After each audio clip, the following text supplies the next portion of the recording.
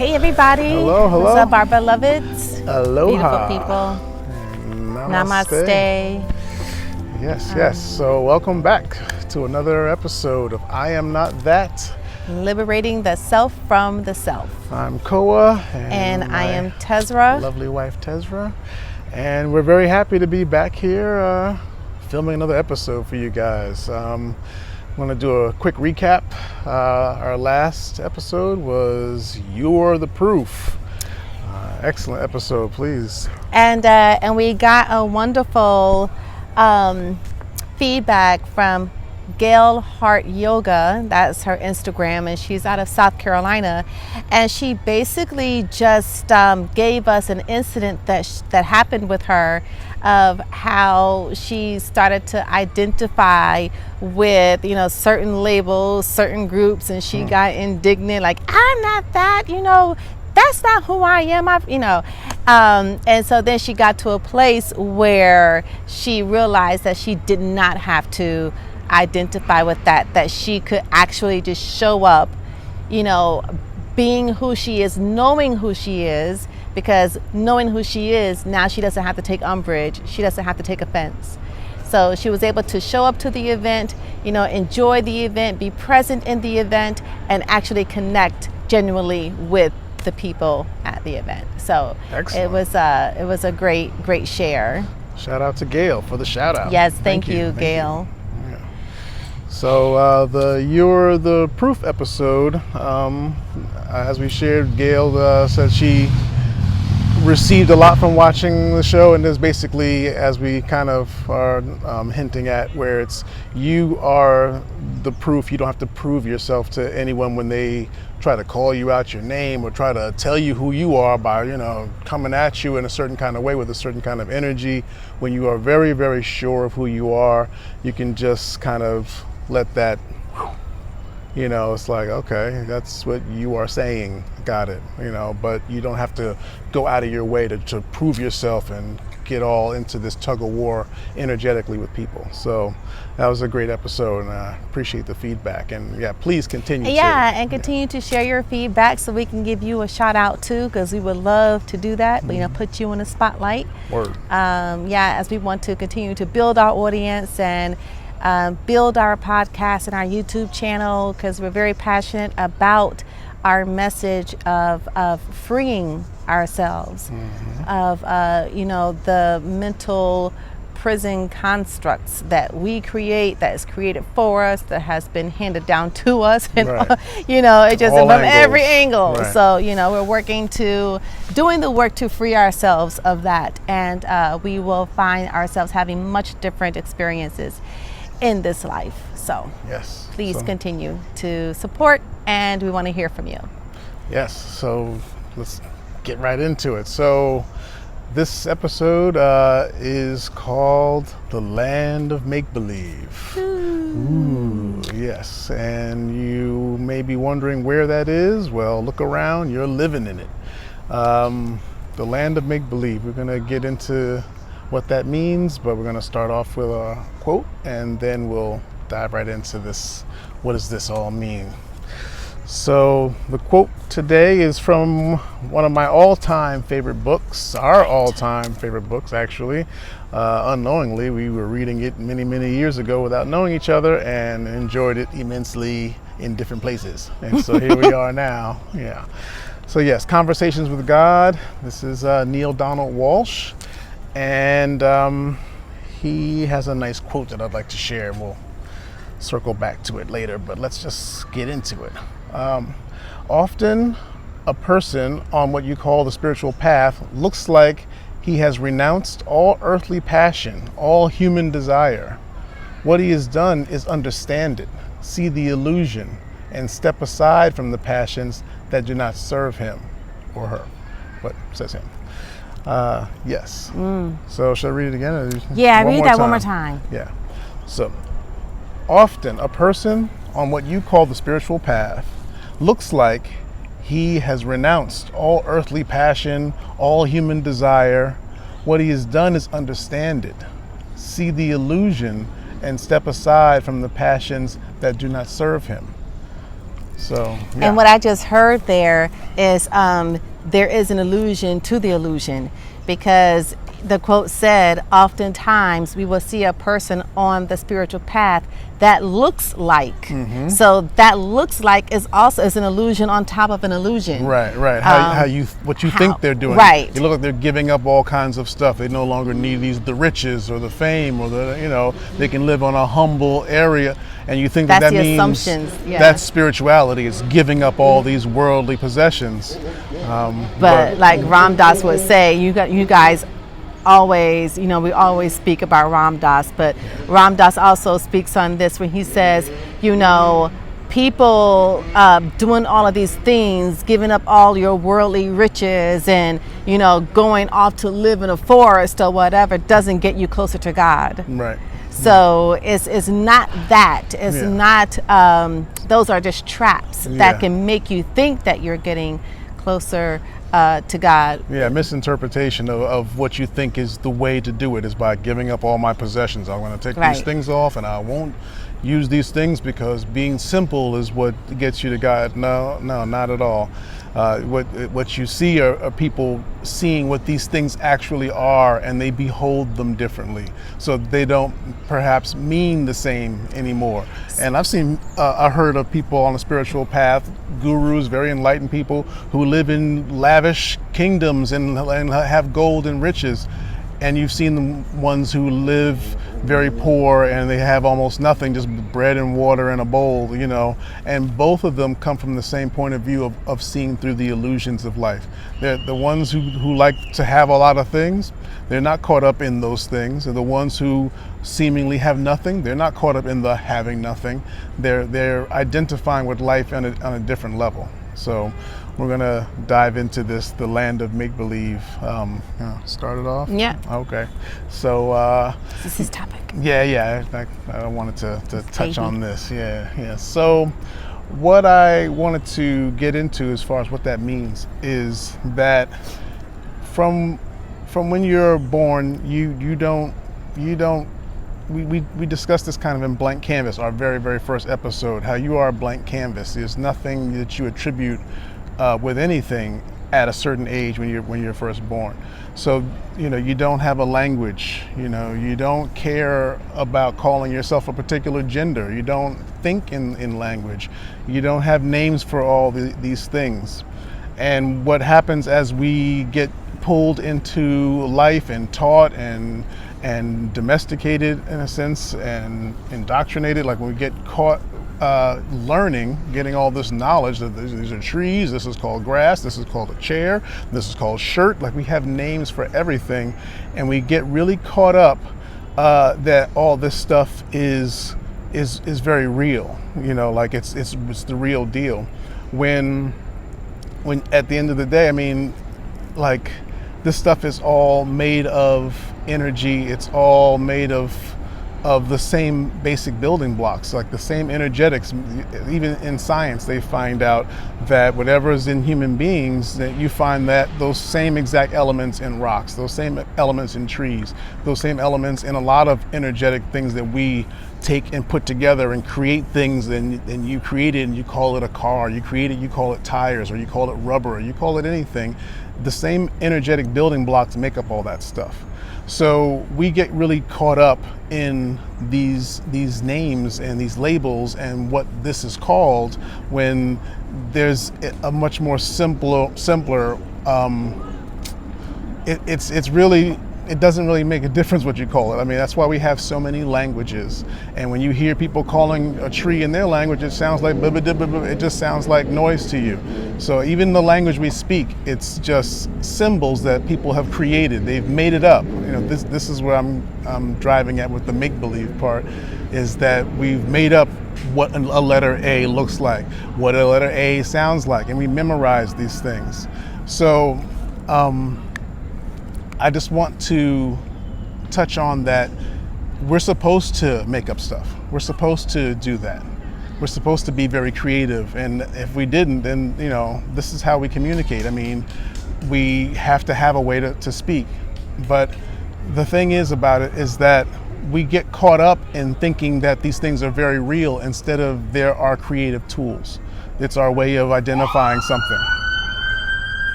That's called a siren behind me. It's very, very loud, but I don't know if we should let that pass for a moment. We are in the city, so we are subject to whatever happens in the city. But yeah, we get very, very caught up in all of these things and being called a particular name or a particular something, and we forget that we are using our creative tools as beings. You start off as, like we said, in the blank canvas, as just a being that just exists, that just understands feelings and communicates through love, and it's very, very simple. And then we just add all these things to our canvas and paint all these different kind of pictures and understandings. So I don't think that we should, I'm not saying we should walk around saying, yeah, this stuff is all made up and this stuff ain't real. Like, it's not going from one extreme to another. It's just keeping it in mind that this stuff is not what it appears. It's just not what it appears. And you can actually see things and experience life differently when you're not so trapped and caught up in appearances. It's quite a location that I chose. We walked up here, I thought it was nice and quiet, but maybe not so much. But yeah, and the reason I calling it the land of make-believe is because you get all these lessons, you get all this information about what to call this and what to call that and what this is and what that is. And I mean, we make up everything from how we utilize time and how we utilize the days of the week. I mean, we really believe that tomorrow is coming and that Wednesday is coming more than we just made up a system of keeping track. How do we all know to meet at the movies at 3:30 downtown if we don't have these creations? But let's keep in mind, they are creations, they are tools that we're using. So the less we can get so, fooled by all the appearances, the more you can start to feel who you really are. You can get more back to that essence of just being a being, just understanding that life is energy. You can get back to basics. So that's what I really wanted to touch on. And as far as the quote is concerned, people who take the spiritual path and start really identifying with life as energy and not getting all caught up in what you want to call it, and you call him or this or her or that, and you have all these names for things, they just really understand that life is energy, and they want to just interact with that energy in the way that they choose to. And so a lot of things sometimes don't seem as important once you take away the power of the label, the power of the definition behind it. You just know that it's just energetics, it's just energy going on. And as far as the title, Land of Make-Believe, you get so much of this information coming at you that, and it's not real stuff. I mean, it's our creations, but people make you believe it. Your teachers, your parents, your family, your friends, your community, everybody's already bought into, believing in all these things that we've created, all these systems we've made up, months of the year, days of the week. All this stuff is all made up stuff. And it's fine, like I said, we're supposed to make up stuff, but it doesn't mean you're supposed to get lost in it and forget that these are your tools, that these are just things that we are using to communicate, to get along, to be able to meet at the same time, like I was saying. So yeah, it's our tools, but it's also, we're making this stuff up. It's supposed to be a little bit more light, a little bit more fun maybe, than how we get all caught up in it. But yeah, you wanna? So there is a chant in a Hindu chant in Hindu language, but we chant it often in my practice, and it's Asatoma Sat Gamaya, Tamashoma Jyotir Gamaya, Mritor Maha Amritam Gamaya, Om Shanti Shanti Shanti. And the second line of that Tamashoma Jyotir Gamaya is lead us from the unreal to the real. And that's basically saying what Koa just finished so beautifully expounding upon, is that lead us from that which is transient, lead us from that which is illusory, lead us from that which is what we believe is the real to the actual real. And what is the actual real, Tezra? Well, the actual real is that is unchanging. So that is consistent. That is which is incontrovertible. That is real. That is the ultimate reality. And so knowing that we are a part of that system. So it's kind of like in the land of make-believe. If we get into deep legal trouble, if we get into deep, trouble with the IRS, with the FBI, with the government, it all feels very real and permanent. But the truth of the matter is that it is not. It is something that we go through, we move through. We may, get pinched, a lot. We may feel the pinch. We may even have, dire, results as consequences. But it is not permanent. So even if you say that a person who is, serving a lifetime sentence for doing something, that is in itself temporary. Because once that person, does their lifetime sentence and perhaps they even, expire there in prison, then it seems permanent, but it's not, because their essence, their energy continues to live on beyond that. So that is what is real. The real is the true nature of ourselves, the true nature of Mother Nature, of supreme energy. Because everything, like Koa was saying earlier, everything comes from energy. Everything has a vibration to it. What you think is solid is indeed not. It has a vibration to it. Science has proven this many and many a times. So the solid things we think is real. We think that it is solid, but indeed it is not. So the land of make-believe is seeing what we see and taking it for the absolute. But it cannot be the absolute because it is temporary. It cannot be the absolute because it changes. It cannot be the absolute because it can be challenged or proven to be controversial. So those are the things. So if you're going through stuff, even if you're going through a divorce, or even if you're going through, a really high moment in your life, it's learning how to gain the understanding that yes, all of this is taking place in my life, but it is not the ultimate reality. This is not true reality. These are just things that I am moving through. But these things are not me. It's not who I am ultimately.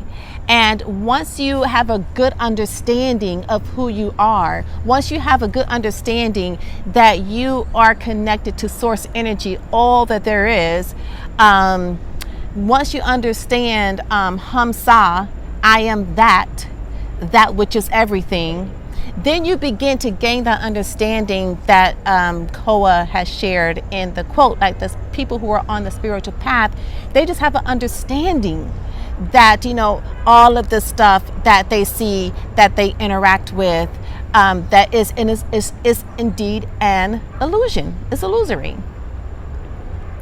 Because once you know that, then you could begin the detachment. You don't attach yourself to it because you know that this is impermanent. This is not the end all be all. Like I said, even if you have a dire situation that you're going through, it's not the end all be all. Even if it ends up in death, it's not the end all be all, because you still exist beyond you leaving your body. So it is knowing that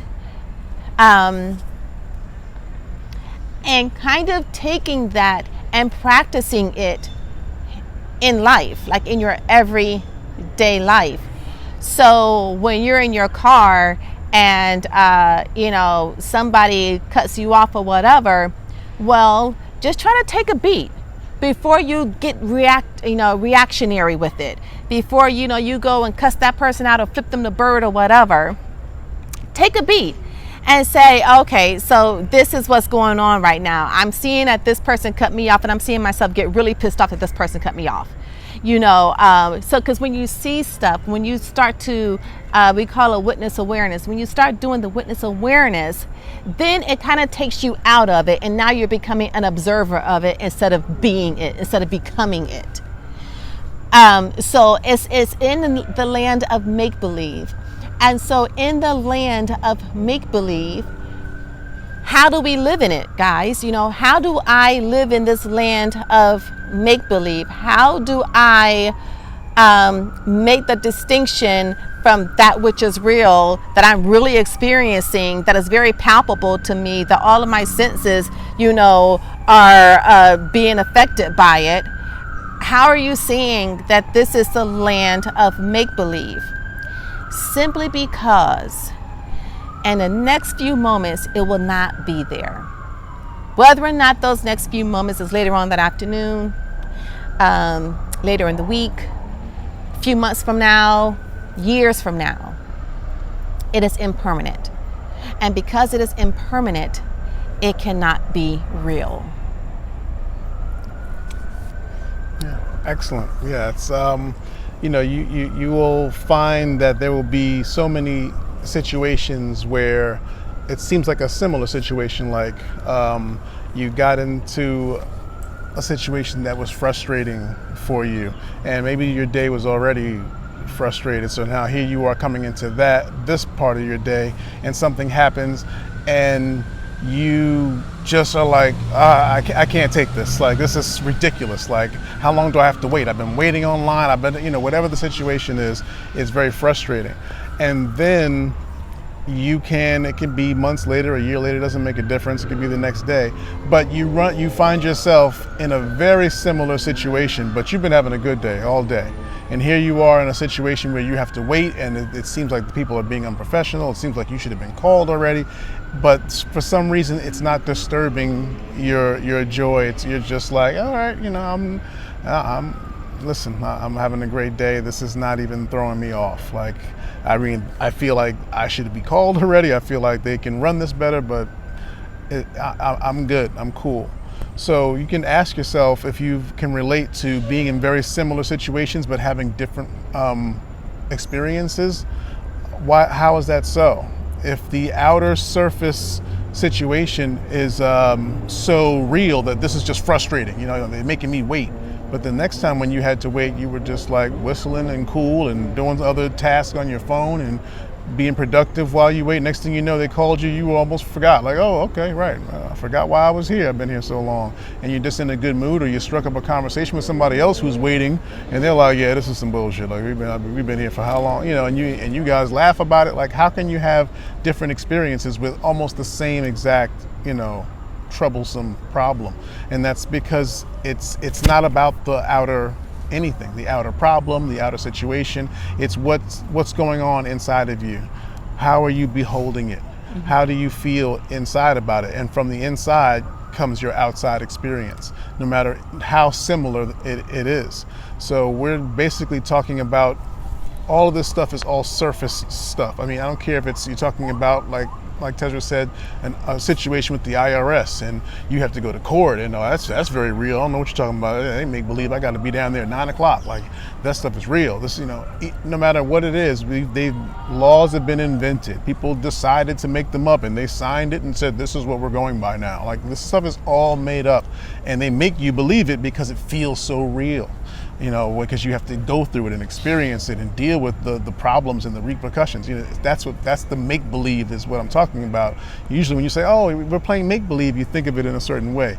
In this way, I'm saying it's make-believe as in they make you believe it. It really feels real for you. So how you deal with the surfacey stuff, when it comes to utilizing inner power and where you really come from, your actual self, your inner power, you can do more transforming of this surface situations than you think. And the more you practice coming from that space and tackling these outer issues, these land of make-believe issues, you start to see somehow, you know, the IRS, they lost your paperwork. You don't even have a case anymore. Like you find so many things pop up when you go inward for your solutions and not get caught up in the outward drama of it. You'll start to see things just happened to go this way. That's odd, it never goes that way. You know, have you ever dealt with it in this kind of way, going inward? No, I don't normally, but I did this time. And you know, however your version of that is, prayer, talking to God, whatever your inward way of going inward is, you can see results out here start to move and shift based on you going inward, where reality actually is, your inner divinity. And that is how you get closer to God. It's that inner work. It's that turning inwardly. And like Cole was saying, so when you turn inwardly, you start to function on a different frequency. You start to be on a different vibrational level. You start to be on a different plane of existence. And that's why you will see things. You may think that it's magic. You may think that it's happenstance. Like, oh wow, that parking ticket just kind of like disappeared off of my record. Coincidence. Yeah. So it's like, no, when you start operating on a different frequency, on a different plane, on a different vibration, things happen differently. Events in your life happen differently. And then you will also start to see certain events in your life happen not so frequently. Like, say for instance, if you have a life where you feel like you're constantly having drama in your life. The reason why you may be having drama in your life is because you're looking at this as if it's real. You're looking at this as if this is your life, when indeed it is not. Because like we said earlier, what makes it unreal? The fact that it's not permanent. This drama is going to be done in an hour. So if it was real, why is it not here still? So, but it's only real if you identify it as such. When you start to come into the understanding that this isn't real, that this is happening, but I am not to identify it as who I am, but I am to go through it, experience the emotions, witness, oh, this is how I'm acting in this situation. Once you start to remove yourself out of it, become an observer of it, now you are tethering yourself to that which is real, which is, like we had said earlier, the true nature of yourself. The true nature of yourself is unchanging. Like I believe Baba Muktananda said this. I hope I'm not giving the wrong quote to the wrong person. But anyway, the quote is, water cannot wet it, fire cannot burn it, and government cannot tax it. That is the true you. That which cannot be affected, that which is unchanging. And my teacher, Rudrani, always tells us that quote, water cannot wet it, fire cannot burn it, and the government cannot tax it. That is who you truly are. And so once you go inwardly and you begin to connect to that, that is what you want to connect to. That source, that is where you want to be. Because then no matter what you're going to go through in life or what experiences are going to flow through you, because now that's what you're recognizing it as, is flowing through me. It's not me, it's flowing through me. So now once you begin to step into that space and begin to turn inwardly, now you're going from turning from the unreal to the real. And even if you just get an inkling of it in this lifetime, it will make a world of difference in your life. And the fun part about it is you begin to play with it. Yes. You begin to see, right? Yes. You begin to see. Once you get those glimpses, Yeah, then you're off to the races. It's just like, a little bit of a okay, rush, a little bit of addictive of like, oh, wait a minute, okay. This that actually, it's on to something. This spiritual nonsense that I keep hearing about, they're really on to something here. Like, it goes from the, just some stuff that sounds weird to, oh, wait a second. I keep going inward. I keep doing these practices, and I see things. I get that phone call out of nowhere. I get this. Like, it's very, very weird. It's very practical. Yeah. It's really very practical. But you just have to be open. Yes. If you want to be so quick to shun it, to shut it down, to deny it, to count it off as, those lotus eaters or, tree huggers. Yeah, tree huggers. They over there with that bullshit that they be doing. And, but once you start just to be open to it and just to see, because here's the thing, reality is independent. Supreme energy is independent. Source energy is independent. It does not need us in order to be real. Right. You don't have it will work this way whether you believe in it or not. Right. It's fine if you don't, and you can take on whatever version of reality you believe is out here and just go at that, but it's still happening regardless. But see, when you tap into that which is happening, Dr. Wayne Dyer had a quote that said, the universe does nothing but yet leaves nothing undone.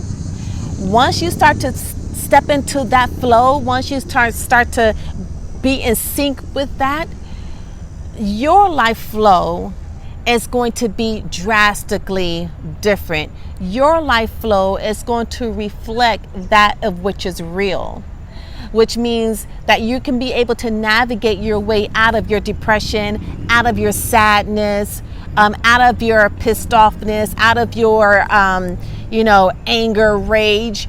You will be able to navigate yourself out of it, because the true nature of yourself is that which is happiness, joy, bliss, love, contentment, equanimity. That is the true nature of the self, because that is what the universe is.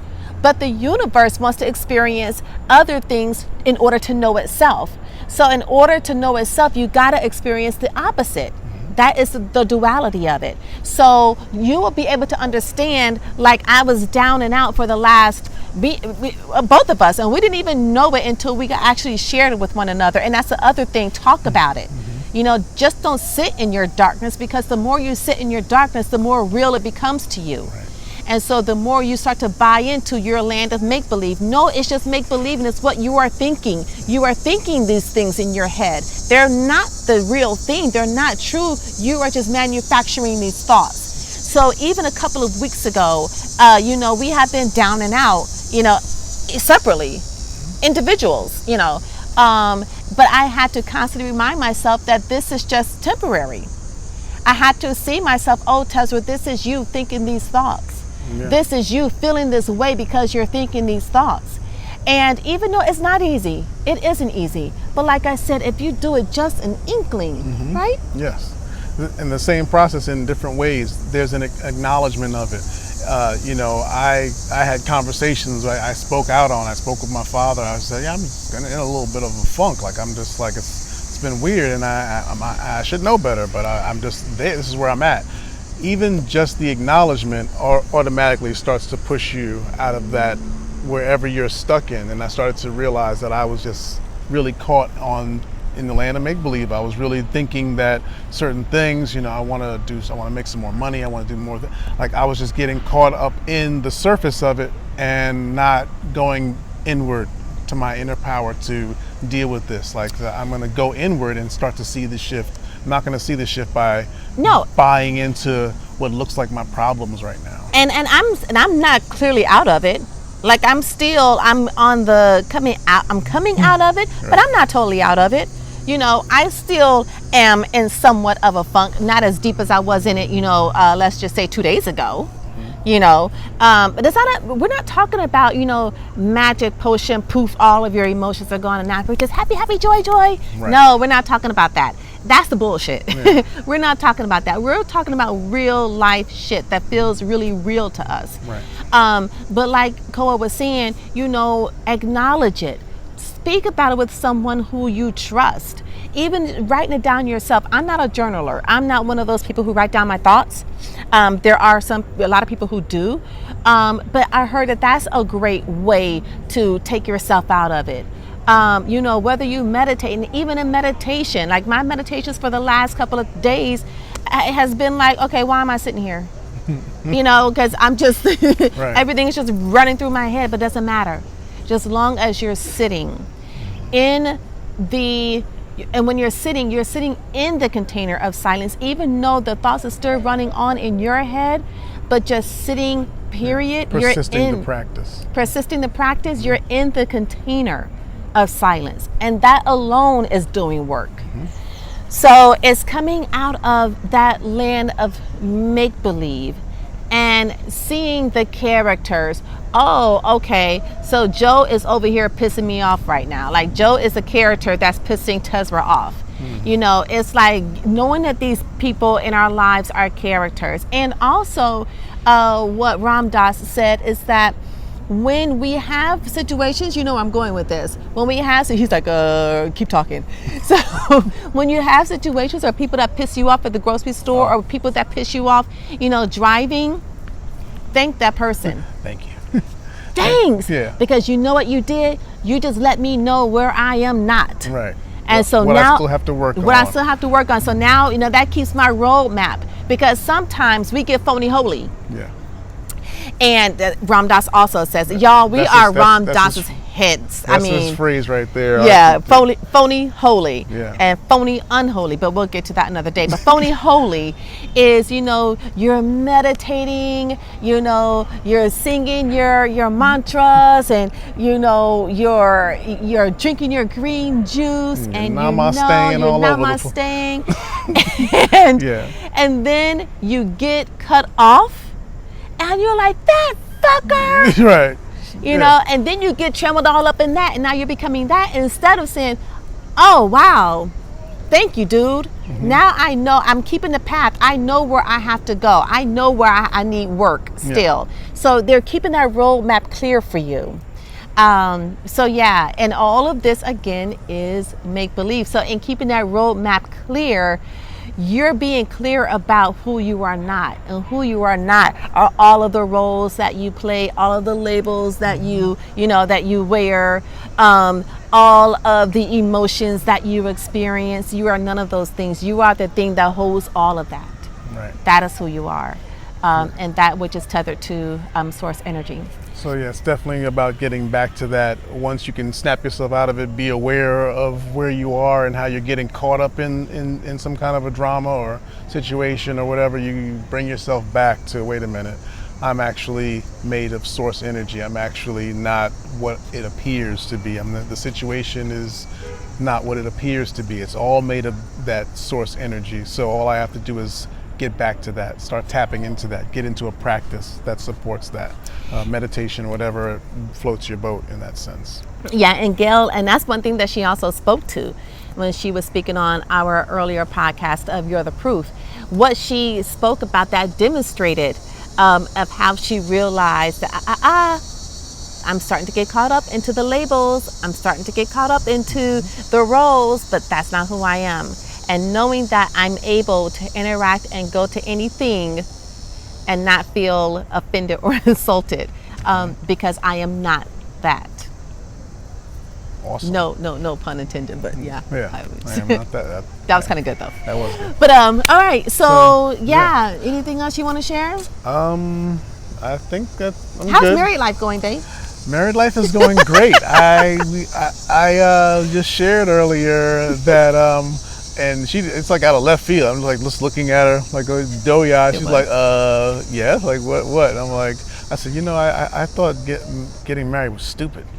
Before I was like, why would you do that to yourself? Like, it's when you get so much from past relationships and is it me? I got to work on myself. I'm just not there yet, and it's just not for me anyway. I mean, I'll just be, I'll just sit and meditate and be a bachelor, and that's probably good enough because, well, it's just stupid anyway. And then I'm looking at her and being so happy that with my choice and that I was accepted. We accepted each other, but so I was so happy with my choice and our choice.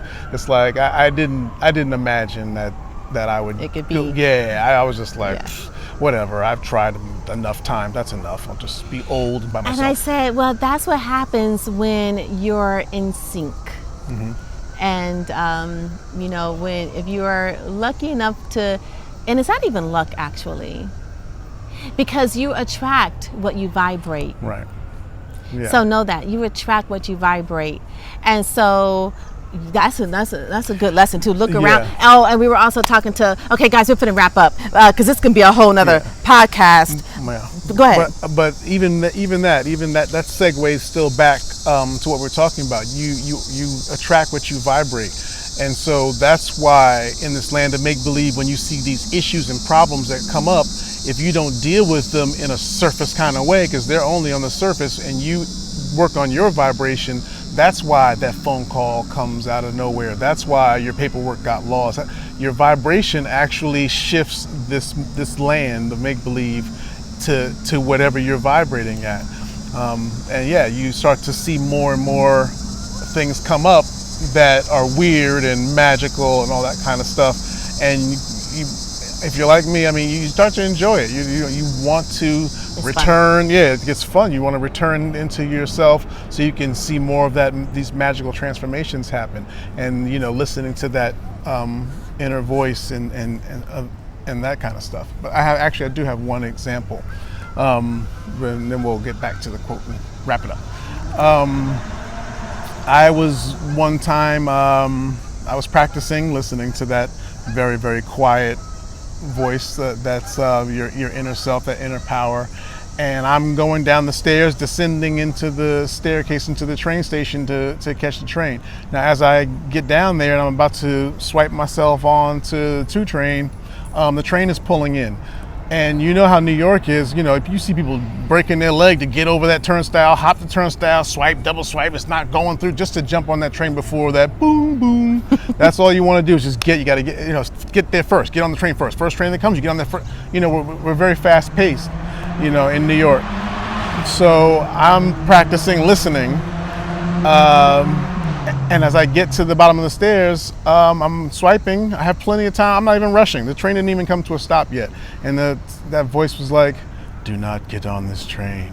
And I was like, I'm trying to get downtown. I don't know what you're talking about, inner voice, but I'm practicing listening. So I swipe. I stand there. The doors open. People get on. People get off. They look at me. I'm just standing there. They're like, "Oh, this is the only train." It's not like you're waiting for a different one. Like, what is, I look like a weirdo just standing there letting the train go. So the train goes and I'm like, okay, alrighty. So the next train comes and I'm like, can I get on? So I get on the train and there's a guy on the train that I recognize and he sees me and he's like, hey, I'm glad I ran into you because we have a show coming up and I can't use my old graphic designer and I know you do graphic design, so we have we pay $500 to do this, and if you're available, we'd love to just get some work from you. And I was like, absolutely. And I went about my day, but I think you see where this is going, where it's like, well, okay, like this is weird. If I would have got on that first train, he was on the train behind it, I would have not ran into this $500 job. So it's really odd how things work when you start to go within and listen and pay attention. Seemingly odd. Seemingly that is odd. what Seemingly we would call odd, it. yeah. But it's actually you're in the flow. Mm-hmm. You're in the flow with reality because reality is source energy. It's energy. Yeah. So yeah. That's a wonderful example. He's the one with the example this time, guys. I didn't have any examples. Finally. All right, so we're going to circle back to this quote by Neil Donald Walsh. Often a person on what you call a spiritual path looks like he has renounced all earthly passion, all human desire. What he has done is understand it, see the illusion, and like I don't have glasses on, guys. See the illusion and step aside from the passions that do not serve him. So that's what we're doing. We're seeing this place for what it is, and you get to start playing with it more and picking and choosing what works for you, how you want to approach it, instead of taking it as it's given to you, how it appears. And step aside from that which does not serve you. If drama in your life doesn't serve you, step aside. If that friend in your life doesn't serve you, step aside. If that boss in your life doesn't serve you, step aside. Yep. So, All right. yes. So thank you so much All right. for Thank you. joining in on Yes, with us. we and, love you and yes, we appreciate you. Thank you for all of your support. and comments. Yes, and you can, if you're on Apple, please go on Apple and give us a rating so that we can shout you out. Because we actually owe someone a shout out, and I forgot who it is, so I'm gonna get you next time. But you had left us a rating on Apple a couple months ago. So we're new to the game, we're learning. But anyway, stay with us. We love you, and until next time. Mahalo. Namaste. Mahalo.